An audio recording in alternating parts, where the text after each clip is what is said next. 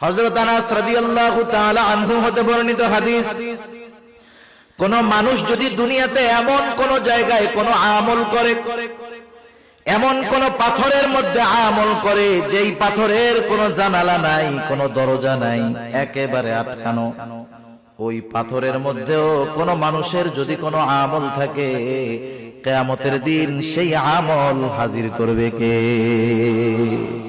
আল্লাহ তাআলা কোরআনুল কারীমের মধ্যে বলেন, ওয়ানাদাউল মাওয়াজিনাল কিসতা লিয়াউমিল কিয়ামাতি ফালা তুযলামু নাফসুন শাইআ ওয়া ইন কানা মিসকালা হাববাতিন মিন খারদালিন আতাইনা বিহা ওয়া কাফা বিনা হাসিবিন। আল্লাহ তাআলা বলেন, আমি কিয়ামতের দিন ইনসাফের বিচারালয় কায়েম করব।